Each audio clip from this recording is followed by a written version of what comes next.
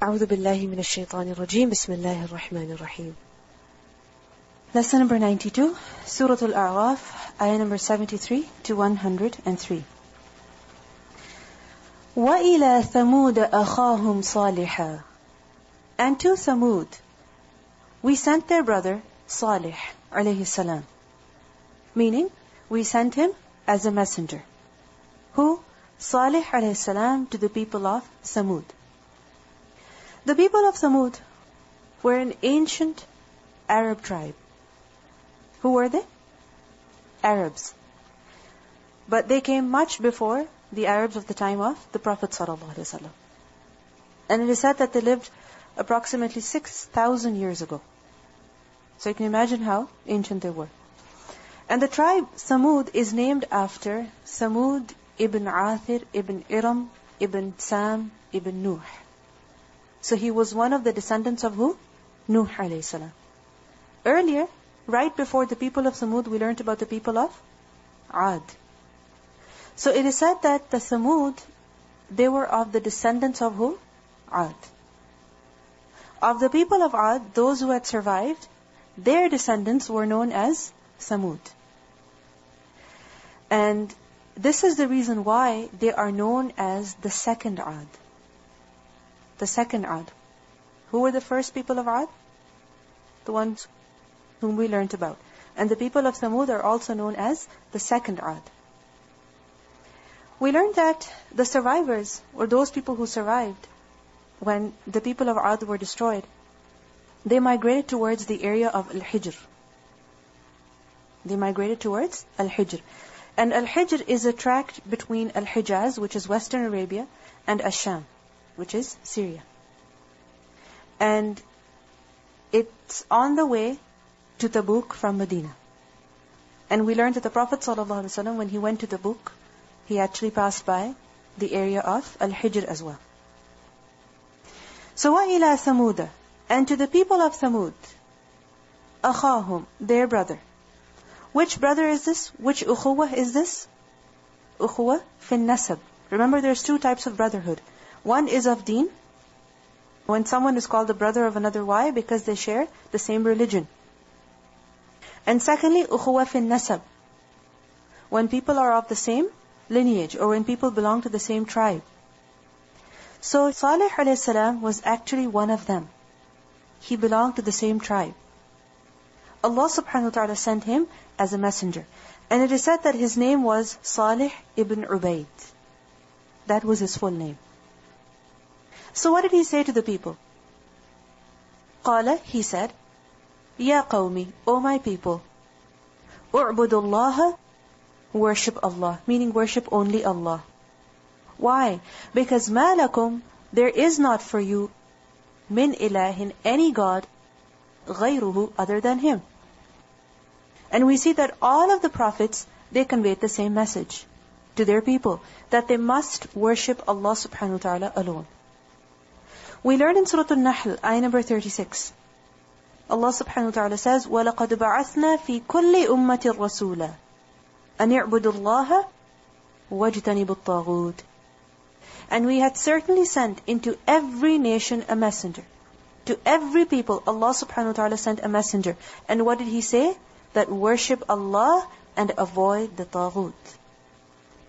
So this message of Tawheed was conveyed to everyone.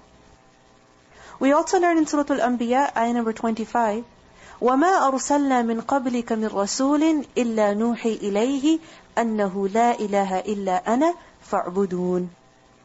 And we sent not before you any messenger, except that we revealed to him that there is no God except me, so worship me. And the same message, Salih alayhi salam also conveyed to his people. That u'budu Allah, worship Allah alone. Why? Because that is the purpose of your creation. Why have people been created? To worship Allah subhanahu wa ta'ala alone. So every time that a people forgot their purpose in life, Allah subhanahu wa ta'ala sent a messenger to them, a warner to them, to remind them of their purpose in life. And the messenger clarified to them that مَا لَكُم مِّنْ إِلَهٍ غَيْرُهُ قَدْ جَاءَتْكُمْ بَيِّنَةٌ مِّن رَبِّكُمْ. certainly already a sign, a clear evidence has come to you from your Lord. Bayyina has come to you. What does bayyina mean? Bayyina is from bayanun, from bayan, to be clear. So bayyina is a clear evidence. An evidence that is clear in and of itself, and it also clarifies whatever it is proving. So a bayyina has come to you. What does a bayyina refer to? A miracle, a clear sign that proves my truthfulness. Because the people of Salih alayhi salam, the people of Thamud, they demanded that Salih alayhi salam must show a miracle to them. And if he shows a miracle to them, then they will believe. So he says to them that a clear evidence, a miracle that proves my truthfulness has already come to you. Therefore, believe in me and worship only Allah. هذه ناقة الله لكم آية. This she-camel is what? Is the she-camel of Allah. And it is lakum for you, ayatan, a sign. A sign of what? A sign of my truthfulness. It's a miracle from Allah. So what do we learn? That the bayyina, the miracle that was sent to them, was a she-camel. The word naqa is from the root letters nun wa qaf. And the word naqa is actually used for something that is the best, or something that is very refined. And according to the Arabs, a camel, especially a female camel, a she-camel, was one of the best things that they could ever own. So this is the she-camel of Allah. Why is it called she-camel of Allah? Because it was sent by Allah subhanahu wa ta'ala without any sabab, without any cause. Generally, a camel, how do you get it? Through another camel, right? A camel gives birth to another camel and you have it. But this camel was not given birth to. Rather, as inshallah I will mention to you, it came out of a rock. And that was the demand of the people of Thamud, that from this rock, a she-camel should walk out, should come before us. So that's why it is called Naqatullah, because Allah subhanahu wa ta'ala sent it to them. He brought it into existence without any sabab, without any cause. So it is for you an ayah. فَذَرُوهَا. So you all leave it. Meaning leave the she-camel alone. Let it be. Don't bother her. Don't confine her to a place. ذَرُوهَا. Dharu from the root letters, waw, dhal, ra. Let her be free. And don't use her for anything. تَأْكُلْ, it eats. فِي أَرْضِ اللَّهِ, in the land of Allah. Meaning let it graze freely in the land. Because all land belongs to who? Allah subhanahu wa ta'ala. وَلَا تَمَسُّوهَا بِسُوءٍ. And do not touch it with any evil.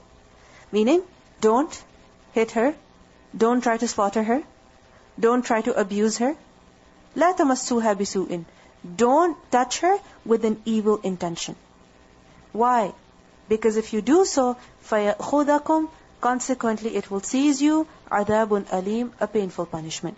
Meaning, if you try to harm the she-camel in any way, you're going to suffer a painful punishment. We learned that the people of Thamud, they demanded a specific miracle. And they asked that a pregnant she-camel, not just a she-camel, but it should also be pregnant, it should emerge, it should come out of a rock that was in the area of Al-Hijr. And Salih alayhi salam, he began praying to Allah subhanahu wa ta'ala for the miracle. And within moments, a she-camel, covered in thick wool, walked out of a rock. Basically, there was a huge rock, it cracked open, and from it came out a she-camel that was huge in its size, it was covered in thick wool, and it was also pregnant. And it is said that the fetus, it was visibly moving. Like it was fully pregnant. And it was a clear miracle. And upon this, obviously, people were amazed.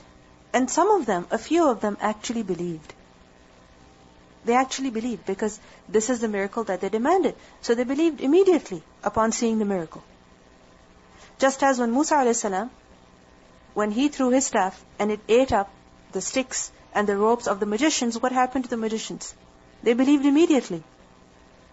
But at the same time, there was Fir'aun. And what did he do? He refused to believe despite seeing the miracle, and instead, He stopped others from believing. Similarly, over here as well, some people believed, but there were others who became stubborn. And they didn't just disbelieve themselves, but they also forced others to deny, to give up their belief. And remember that the she-camel, it was very huge. And it was also, on top of that, pregnant. Therefore, it drank a lot of water, and it also ate a lot. And this was a source of great trouble for who? For the people. Because just imagine, your resources are limited. Your water supply is limited. It's not that you open the tap and the water runs for 15 hours if it has to, if it's left open. No. They had to draw water out of a well. And at the same time, their pasture was also limited. They also had animals of their own. But this camel was so huge that it would drink a lot of water, and at the same time, it would also eat up a lot of the grass, a lot of the pasture. And this made their resources scarce. So this she-camel became a great test for them. Because of this reason, they wished to get rid of it. Which is why Salih a.s. said to them that فَذَرُوهَا, leave her. Don't bother her. Don't harm her in any way. Don't restrict her. Don't confine her. Let her be free. تَأْكُلْ فِي أَرْضِ اللَّهِ. If it's eating, it's the land of Allah. And you demanded this miracle anyway. You demanded the miracle, now you have to suffer the consequences as well.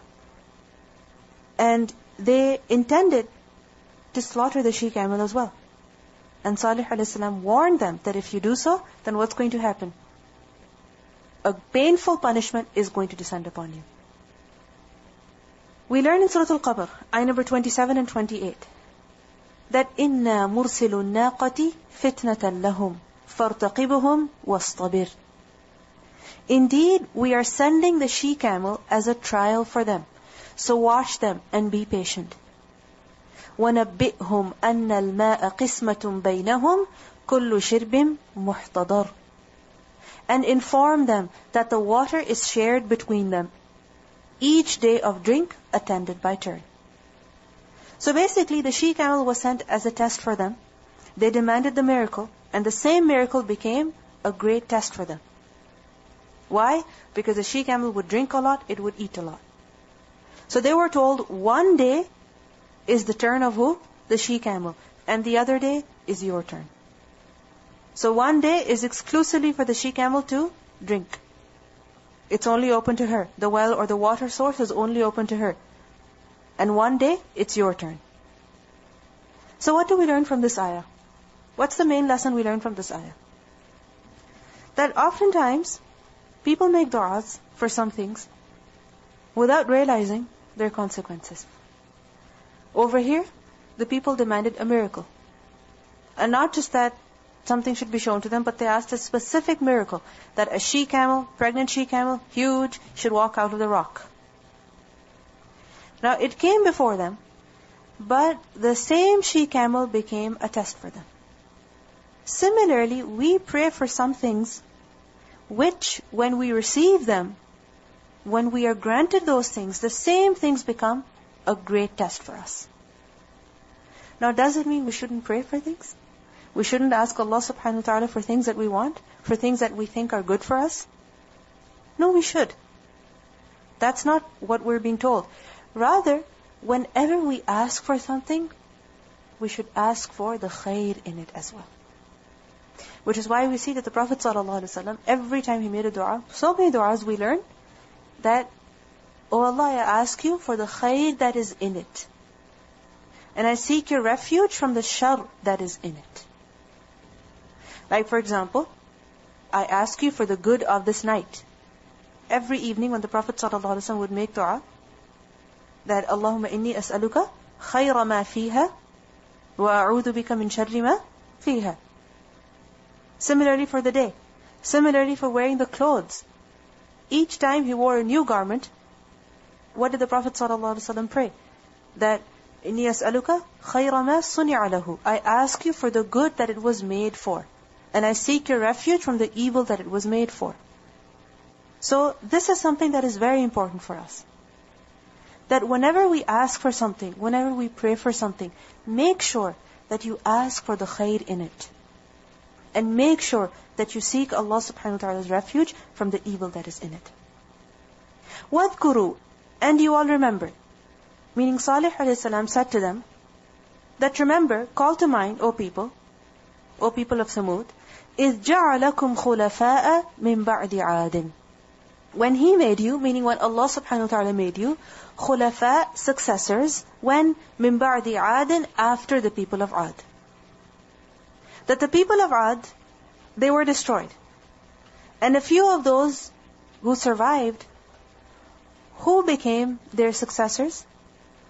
It was the people of Thamud. And Allah subhanahu wa ta'ala made them khulafa, successors. وَبَوَّأَكُمْ, and He has settled you, fil ard, in the earth. Bawwa'a from the root letters, ba, waw, hamza. And what does bawwa'a mean?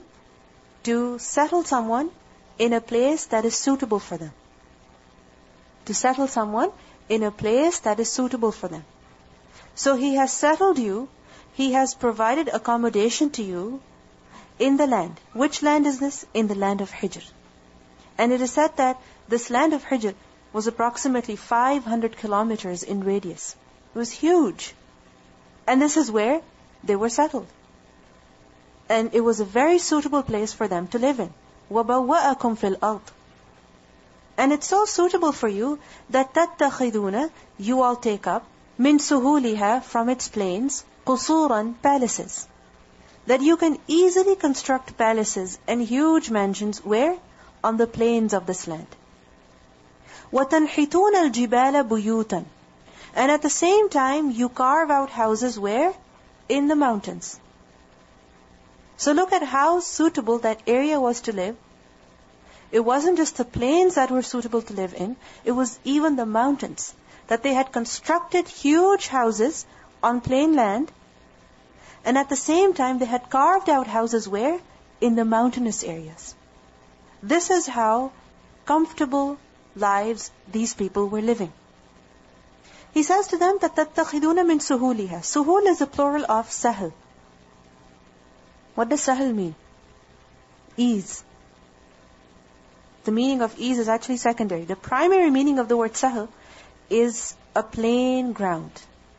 What is it? Plain ground. So basically it's used for plains. Soft and smooth land. How is it easy? It's easy to walk on it. It's easy to dig it. It's easy to construct buildings in it. It's easy to have agriculture on it. It's easy to do many things on it, in contrast to rocky and mountainous areas. So min suhuliha, meaning from its plains, the land that you live in, what do? You make qusuran. Qusur is a plural of qasr. And qasr is from the root letters qaf, sadra, and it's used for mansions, for castles. Literally the word qasara means to cut short, to shorten. What does qasr mean? To cut short. Salatul qasr. It's shortened salah. Why is it called qasr? Why is a palace called qasr? What does it do? What does it do? Doesn't it reduce the area that is around it? Because it takes up so much land. If you have a specific piece of land and on that you build a huge house, a huge building, what is it going to do to the area that is around it? It's going to cut off a lot of it. We see that sometimes on small areas even, people are constructing huge buildings, and what is it doing as a result? It's reducing the area. So, you construct on the plains of your area, what? Palaces. Huge palaces, huge villas, mansions. And it is said that they lived in these houses in the winter. So in the winter, where would they live? In their castles, in their mansions. Which were constructed where? On the plains, on plain land, on soft and smooth land. On the other hand, وَتَنْحِتُونَ الْجِبَالَ. تَنْحِتُونَ from the root letters, nun, ha, ta, naht. And naht is to carve. What does it mean? To carve. And specifically the word naht is used for fine carving. Fine carving. That it also has a lot of detail in it. Design. So وَتَنْحِتُونَ الْجِبَالَ, and al-jibal is a plural of jabal. Buyutan, homes, plural of the word bayt. They had carved out houses in rocky mountains where they used to live in the summer. Why? Why do you think so? Because obviously it was mountainous over there. So in the summer, the temperature would be cooler up there. Especially within rocks, it would be much cooler. So what does this show? That these people were very wealthy.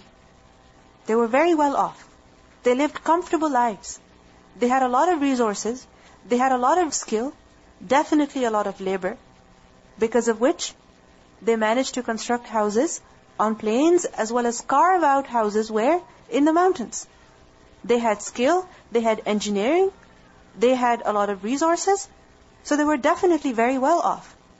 So he reminds them of the great blessings of Allah subhanahu wa ta'ala upon these people.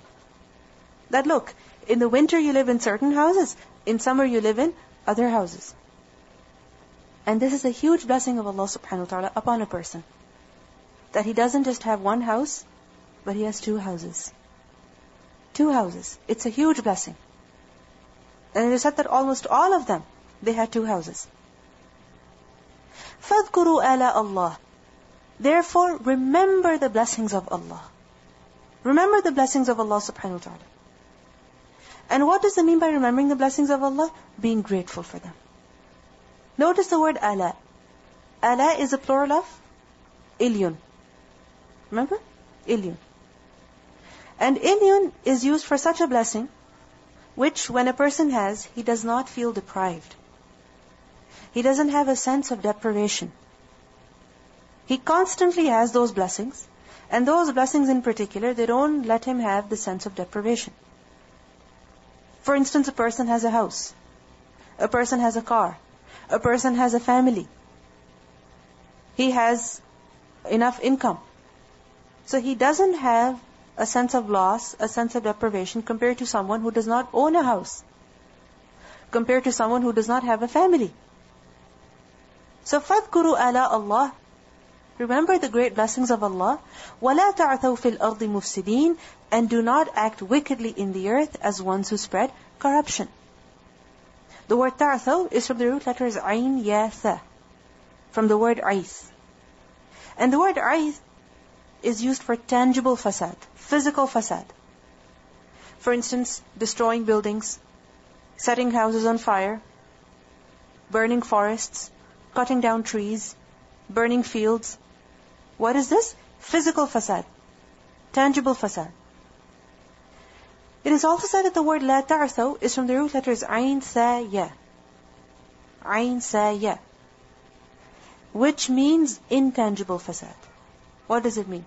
Fasad, corruption of the mind, of the thought, of behavior, of manners, of etiquettes, of dealing with one another. And the word la ta'thaw can be from either. So la ta'thaw means don't commit any tangible or intangible fasad.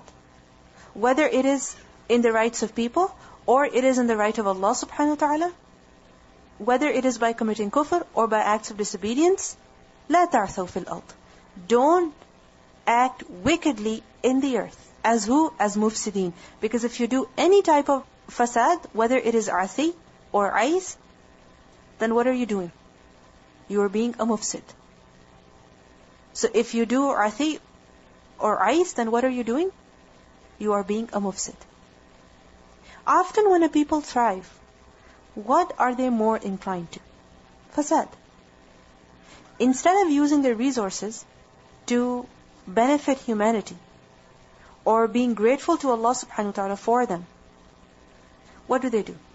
They are busy fulfilling their own desires without caring for those around them. Without caring for the earth around them even. For the resources around them. And as a result, they create a lot of fasad. And this fasad is not just physical, but at the same time they also corrupt the thinking of people. They corrupt the minds of people. So these people were very well off. So Salih alayhi salam, he reminds them that what you have are all blessings from Allah subhanahu wa ta'ala. And if you are grateful for the blessings of Allah, then don't use them to create corruption in the land. قال الملأ. He said. Who said? Al-Mala, the chiefs. The eminent ones. Again, remember, it's the Mala mainly who opposed the messenger. So the Mala, they responded to Salih alayhi salam. And these Mala in particular, they were who? الَّذِينَ اسْتَكْبَرُوا.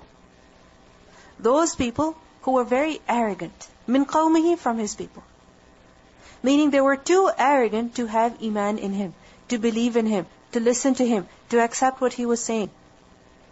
So they said, to who? لِلَّذِينَ, to those who استضعفوا, they were considered weak. They were made weak. So the elite, the eminent ones, they said to who? Those people who were weak of the society.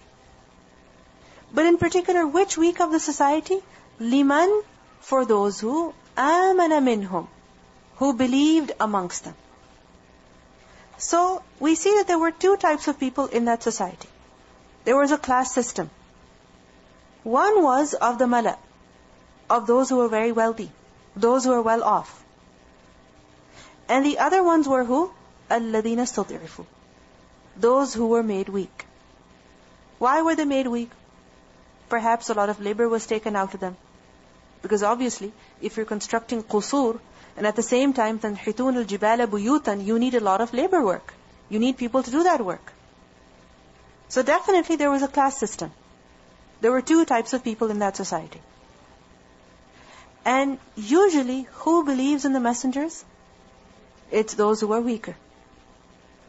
So, amongst those weak who had believed in Salih alayhi salam, what happened? The eminent ones, the rich people, they began arguing with them. They began casting doubts in their hearts. And what did they say to the believers? That أَتَعْلَمُونَ, do you know that أَنَّ صَالِحًا مُرْسَلٌ مِّن رَبِّهِ, that indeed Salih is actually mursal from his Lord? Mursal meaning a messenger. Meaning, how do you know that definitely he is a messenger from your Lord? Are you sure about that? أَتَعْلَمُونَ, do you really know? Can you actually prove it? Can you actually answer this question? Do you really know that indeed Salih is a messenger from his Lord? And this is something that many people do. They will ask such questions which cannot be answered. Why? Just to create doubts in the hearts of people. Because if you think of it, this is a matter of iman. This is a matter of iman bil ghaib. And iman bil ghaib cannot be proven. You cannot prove. There is no physical evidence that you can show. So over here they're asking, أَتَعْلَمُونَ, how do you know? Can you prove it? Do you really know that he's actually a messenger from his Lord? قَالُوا, they said, meaning the believers responded that yes, of course he is. إِنَّا بِمَا أُرْسِلَ بِهِ مُؤْمِنُونَ. Indeed, we are believers in everything that he has been sent with. Bima. With whatever that he has been sent with, we are believers in it. Whether it is his prophethood, or it is a message that he has brought, or it is the miracle that he has shown, the she-camel, everything that he has come with, we believe in that. So what do we learn from this ayah? That first of all, generally it is the weak in the society who respond to the call of the messenger. And this was not just in the people of Thamud, but even at the time of the Prophet ﷺ. Who responded to his call? It was mainly the poor people. It was mainly the slaves, the oppressed ones. Because they are not lost in the indulgence of this world, in the pleasures of this world. They know how to sacrifice. They know how to look beyond themselves. They don't have an ego problem. Compared to those people who are lost in this world, who are lost in enjoying this world. Because they have an ego problem. They don't want to leave their comforts. For them, anyone saying that he is a messenger of Allah means that what he's saying is a threat to their honor, is a threat to their leadership. Therefore, it is generally the poor ones or the weaker ones who respond to the call of the messenger. Secondly, we also learn from this ayah that many times the intellectuals or the elite, the worldly people, of the society, what do? They create doubts in the hearts of people. How? By throwing questions which cannot be answered. By asking such questions which really cannot be answered. There is no answer to them. Or they will touch only on controversial issues. About who? About the person who is doing da'wah. They will not be concerned about what they're saying, what they have been doing, what efforts they have put in. Rather, they will touch on something that is completely controversial, and sometimes it may be completely false. It may have no reality to it. Accusing someone who has served Islam for so many years of cheating. This is what? Touching on controversial issues or things that are false. Why? To create doubts in the hearts of sincere believers. That we cannot even trust our Muslim leaders anymore. We cannot even trust our Muslim scholars anymore. So it is generally the elite, the prosperous, the worldly people of the society who touch on these issues, who discuss these issues, and many times they incorporate a lot of falsehood in this. Why? To create doubts in the hearts of believers. That they do not trust one another. They begin to doubt one another. Because when they're saying, أَتَعْلَمُونَ, do you really know? What are they doing? They're actually creating doubt in the hearts of the believers. So this is their aim. We learn in Surah Al-Qamar, ayah number 25, that the people said, أَأُلْقِيَ الذِّكْرُ عَلَيْهِ مِنْ بَيْنِنَا بَلْ هُوَ كَذَّابٌ أَشِرٌ. Has the message been sent down upon him from among us? Rather, he is an insolent liar. This is what they said. And obviously, when you hear such things over and over again, then you begin to doubt your leaders. You begin to doubt those people who are teaching you the deen. But don't fall into this propaganda. Just as the believers in Salih a.s. also did not fall in this propaganda. What did they say? إِنَّا بِمَا أُرْسِلَ بِهِ مُؤْمِنُونَ. We are believers. قَالَ الَّذِينَ اسْتَكْبَرُوا. The arrogant people, what did they say? That indeed we. بِالَّذِي, with that which آمَنْتُمْ بِهِ, that you believe in, كَافِرُونَ, we deny. We're deniers. We're disbelievers. And what? In that which you believe in. And look at how they say this with so much confidence. That what you believe in, we disbelieve in it. They say this with so much confidence. Why? So that perhaps these people will follow them in their disbelief.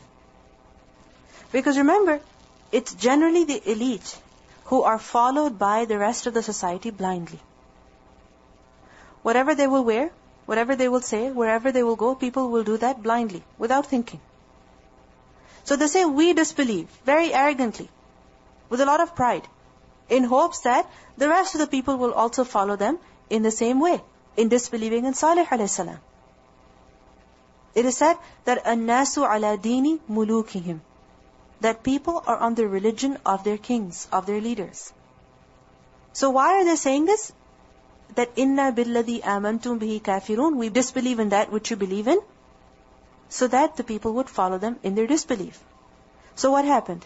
فَعَقَرُوا النَّاقَةَ, so they hamstrung the she-camel. عَقَرُوا, from the root letters, عَيْن قَافْ را. Salih a.s. had warned them, don't touch her with any evil. Don't. Because as a result, what's going to happen? An evil punishment is going to descend upon you. But they didn't pay any heed. They were so arrogant that they actually killed the she-camel. You know, one is to tie her up, and the other is killing her. They went to the extreme. عَقَرُوا. The word عَقَرُوا is from عُقر. And عُقر is to injure. It is to give a wound. The same word عُقر is also used for the hamstring muscle, or the tendon at the back of the knee. And according to some, it is the muscle of the foot, the tendon in the foot. And a camel, when it is slaughtered, because it is so huge, you cannot lay it down on the ground and then slaughter it. It's not possible, because it's huge.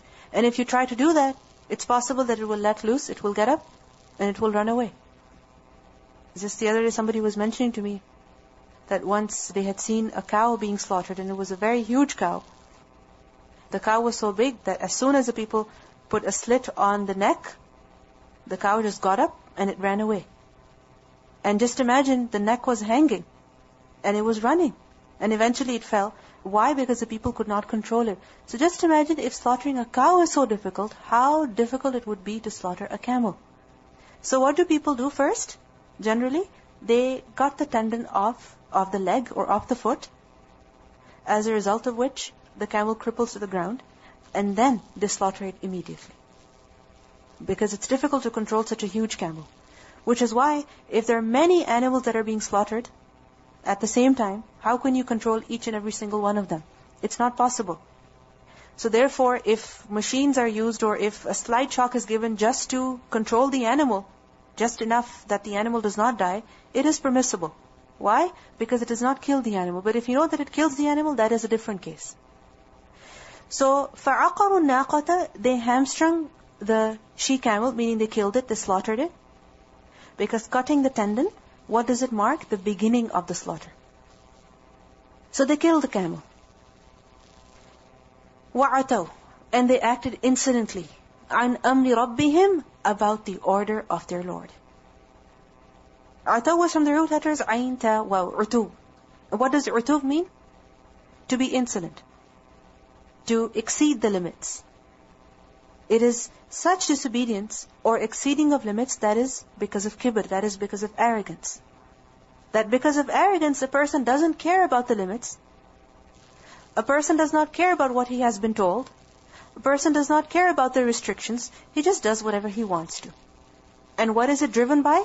Arrogance. So it's disobedience that is driven by arrogance. Ataw, they didn't care. They were too arrogant to obey. What? The amr of their Lord, the command of their Lord. What was the command that Allah subhanahu wa ta'ala had given them? That don't slaughter the she-camel. They didn't care. وَقَالُوا, and they said, meaning when they slaughtered the camel, they said, Ya Salih, O Salih, i'tina bima ta'iduna. Bring us what you have threatened us with.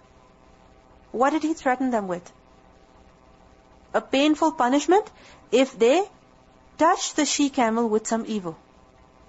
So they slaughtered the she-camel and nothing happened. So they demanded very arrogantly that, O Salih, bring us what you threaten us with. Bring the punishment. Where is the punishment? In kunta min al-mursaleen, if you're really of those who have been sent, if you're really of the messengers. And many times, people do this. That they will deliberately disobey. They will deliberately insult and humiliate the Qur'an, for instance, or the Prophet ﷺ. They will say such words, or they will do such things, for which there is clear punishment in the Qur'an and Sunnah. And when they do it, nothing happens. What do they say? Where is the punishment? See, nothing happens. You just have to get over it yourself. It's all falsehood. No. Allah subhanahu wa ta'ala knows best when to send the punishment. And it's actually the mercy of Allah that He does not send the punishment immediately.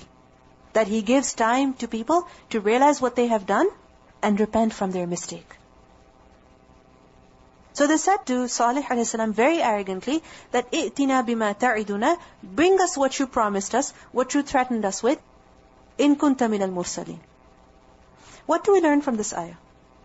First of all, we learn that when a person cooperates with someone in doing something wrong, then he has a share in it. Whether or not he actively participates in it. Because we see over here that فَعَقَرُوا النَّاقَةَ, all of them, all of the people of Thamud, they hamstrung the she-camel. Is it possible that the entire nation together at once slaughtered the camel? It's not possible. It was perhaps 2 or 3, maybe 9 of them, maybe more, maybe less. A few people only can slaughter a camel at a time. So why is everyone blamed for it? عَقَرُوا, they. Because they agreed. They supported. They all supported them. This is why they shared the crime. They shared the crime. Although they did not actively participate in it, but because they promoted it, they encouraged it, this is why they shared in the crime. We learned that it was only 9 people who actually killed the camel. Who actually killed the camel. Abu Ja'far ibn Jarir, he wrote in his Tafseer that two women from the people of Thamud, they played a major role in the killing of the she-camel. It is said that there was a woman by the name of Ghanam, and she had many beautiful daughters. And she said to one of them to proclaim that whoever kills the camel, I will offer myself to that man. Similarly, there was another woman by the name of Sadaf bint al-Muhayya, and she said that she will offer herself to the man who will kill the she-camel. Obviously, when this happened, there were two men who responded positively, desiring those women, and they dared to kill the she-camel. And who were they? They were Qudar ibn Salif and Musaddi' ibn Mihraj. And these two people, they did not go and kill the camel themselves. Instead, they recruited 7 other men as well. Why? In order to assist them. Because remember, killing the camel is not even the work of 2 people. You need a lot of people to help you. So they recruited 7 other men to assist them.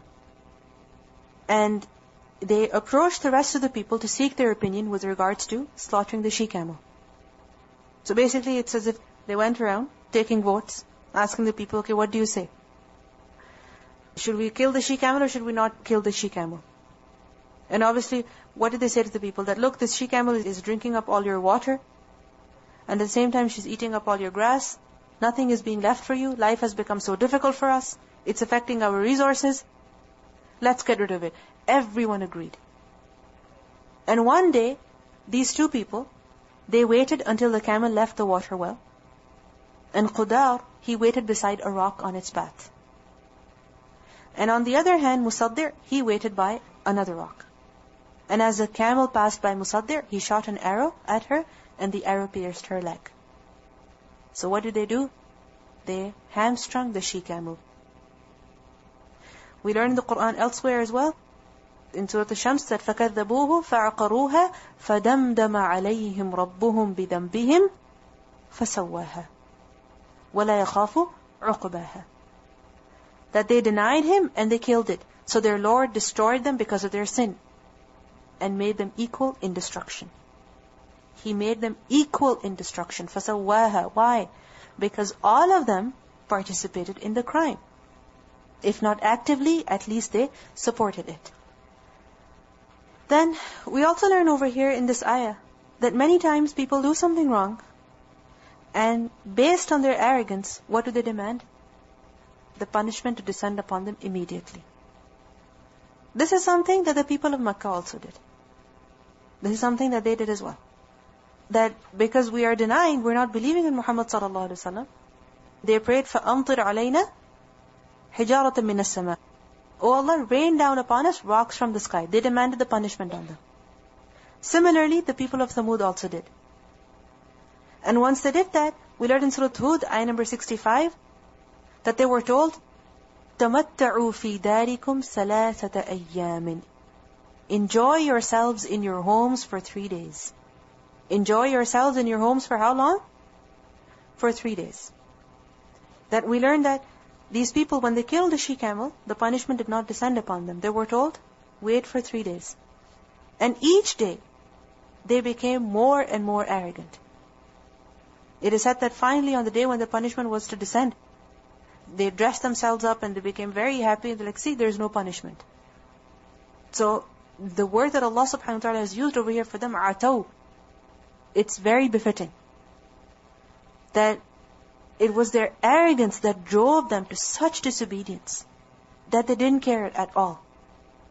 And when people are like that, when they become extremely arrogant, it shows in their manner, in their speech, in their walk, in their behavior, in their entire lifestyle. And this was their lifestyle as well.